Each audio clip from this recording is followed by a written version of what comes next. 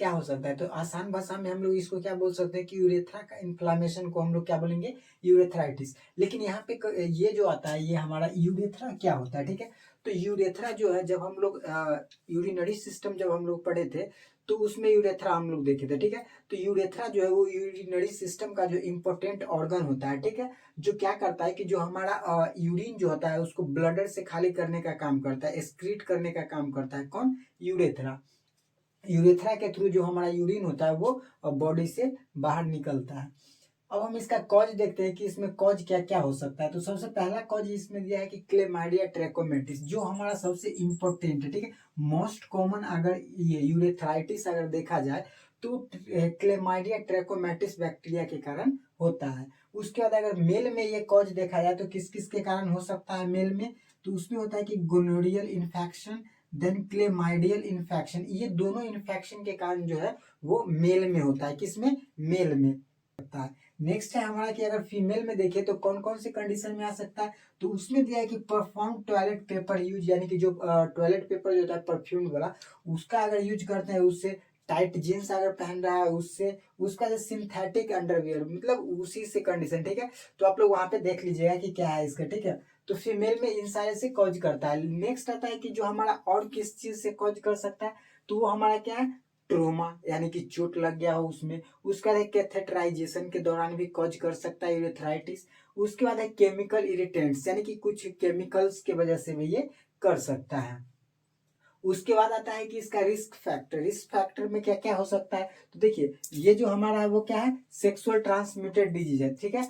ये गोनोरिया और क्लेमाइडियल जो है हमारा क्या? सेक्सुअल ट्रांसमिटेड डिजीज है। तो यहाँ पे क्या कहता है कि प्रेजेंस ऑफ एसटीडी, यानी कि सेक्सुअल ट्रांसमिटेड डिजीज, अगर किसी में ये डिजीज है, एसटीडी डिजीज है, तो उसमें ये कॉज कर सकता है। उसके बाद कहता है कि मल्टीपल सेक्सुअल पार्टनर्स, अगर कोई मतलब कि एक से अधिक अगर पार्टनर्स बना रहा है तो उस कारण भी उसको कॉज कर सकता है। उसके बाद कहता है कि एबनॉर्मल सेक्सुअल बिहेवियर, यानी कि इसमें कह सकते हैं कि जो एबनॉर्मल, जो उसका जो सेक्सुअल इंटरकोर्स करने का जो तरीका है वो एबनॉर्मल है, जैसे कि विदाउट कॉन्डम का अगर वो यूज करता है तो उस कंडीशन में भी उसको यूरेथ्राइटिस कॉज कर सकता है। देन उसके बाद आता है कि प्रेनियल एरिया। प्रेनियल एरिया आप आई होप कि आप लोग प्रेनियल एरिया जानते होंगे, ठीक है? तो प्रेनियल एरिया में जो हाइजीन होता है, जो प्रेनियल एरिया का जो हाइजीन होता है उसको अगर मेंटेन नहीं रखा जाए तो उस कंडीशन में भी कॉज कर सकता है हमारा यूरेथ्राइटिस। इसमें यूरेथ्राइटिस में जो सिम्टम्स दिखेगा वो देखिए, सबसे पहले यहाँ पे क्या कहता है कि जब यूरिन पास आउट करेगा तो उसको क्या होगा? जलन होगा, बर्निंग सेंसेशन होगा, अगर जब वो यूरिन पास आउट करेगा तब। उस पर कहता है कि फ्रीक्वेंट ऑफ यूरिनेशन, यानी कि जो जब वो यूरिनेशन करेगा, ठीक है, यूरिन पास आउट करेगा तो कंटिन्यूअस नहीं होगा, ठीक है, रुक रुक के आएगा उसको, तो उसी को बोलते हैं फ्रीक्वेंट, ठीक है? तो फ्रीक्वेंट ऑफ यूरिनेशन, और अर्जेंसी भी होगा, यूरिनेशन का अर्जेंसी भी होगा यहाँ पे, ठीक है?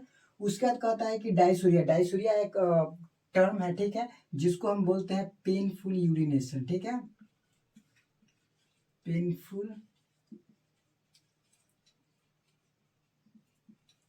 Painful urination. उसके बाद है पायूरिया। पायूरिया भी एक टर्म है जिसको हम लोग बोलते हैं प्रेजेंस ऑफ पस इन यूरिन, यानी कि यूरिन में पस का बनना, तो उसको हम लोग बोलते हैं पायूरिया। और डायसूरिया का मतलब होता है पेनफुल यूरिनेशन, ठीक है?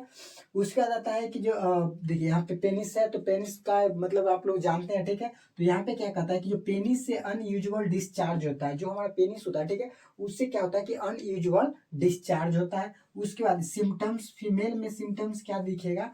तो जो लोअर एब्डोमेन में क्या होगा? पेन होगा। जो हम उसका जो लोअर एब्डोमेन होगा उसमें क्या होगा? पेन होगा। देन अगर मेल में क्या है, तो मेल में क्या होता है कि जो उसका पेनिस होता है, ठीक है, उस पर क्या स्वाइलिंग आ जाएगी और क्या इचिंग करेगा, यानी कि उसमें खुजली होगी, ठीक है?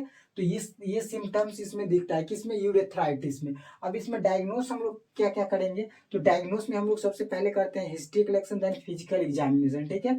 उसका यहाँ पे कहता है कि टेस्ट फ्रॉम एसटीडी, यानी कि सेक्सुअल ट्रांसमिटेड डिजीज, जैसे कि गोनोरिया हो गया, देन क्लेमाइडिया हो गया, तो वो सारे टेस्ट, मतलब जो भी सेक्सुअल ट्रांसमिटेड डिजीज है उसको हम क्या करेंगे? डायग्नोस करेंगे, ठीक है? उसके बाद कहता है कि यूरिन एग्जामिनेशन, जो उसका यूरिनेशन हो रहा है, ठीक है, तो उस यूरिन को हम लोग एग्जामिनेशन करेंगे कि क्या है उसमें, क्या प्रेजेंट है क्या नहीं है, वो सारी चीज़ हम लोग उसमें करेंगे। देन उसके बाद करेंगे हम ब्लड एग्जामिनेशन, और उसके बाद उसमें टेंडरनेस ऑफ यूरेथ्रा, जो हमारा यूरेथ्रा होता है उसको मतलब कि टेंडरनेस हम लोग चेक करते हैं उसमें, ठीक है। तो ये सारे डायग्नोस हम लोग करते हैं किसमें, यूरेथ्राइटिस में। मैनेजमेंट में हम लोग क्या क्या प्रोवाइड करवा सकते हैं वो चीज़ देखिए। तो सबसे पहले यहाँ पे हम लोग देख रहे थे कि जो हमारा यूरेथ्राइटिस है वो किससे कॉज हो रहा था मेनली, तो वो मेनली कॉज हो रहा था ये बैक्टीरिया से। और कौन से बैक्टीरिया से, तो क्लेमाइडिया ट्रैकोमैटिस से ये कॉज हो रहा था।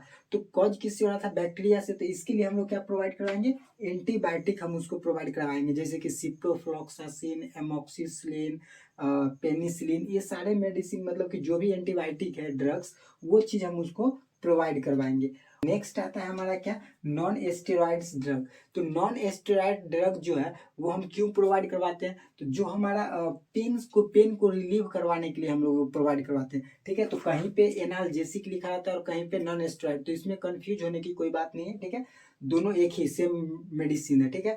तो इसमें हम लोग प्रोवाइड करवाएंगे क्या, डाइक्लोफेनिक हो गया, आइब्रूफेन हो गया, ये प्रोवाइड करवाएंगे। उसके बाद नेक्स्ट आता है हमारा क्या, सीटेज बाथ। तो सीटेज बाथ में क्या होता है, हमने डिटेल करके पूरा नोट्स में लिख दिया, यहाँ पे हम बस आपको सिर्फ समझा दे रहे हैं, ठीक है। बाकी जो भी है वो हम आपको नोट्स में प्रोवाइड करवा दिए हैं। तो ठीक है, देखिए सीटेज बाथ में क्या होता है कि ये मतलब कि एक बोले तो एक टब होता है, ठीक है। टब में क्या होता है कि गर्म पानी होता है, ठीक है। तो उसमें गर्म पानी में मतलब उतना भी गर्म नहीं होता है, ठीक है, हल्का सा गर्म होता है, जिसमें क्या होता है कि जो पेशेंट होता है उसको क्या बैठाया जाता है उसमें, ठीक है। तो वो सीटेज बाथ में किया जाता है। उसके बाद है कि प्रॉपर हाइजीन मेंटेन, यानी कि हम लोग जो देख रहे थे सिम्टम्स में क्या होता है कि जो पेरिनियल एरिया जो था उसका हाइजीन मेंटेन नहीं था, ठीक है।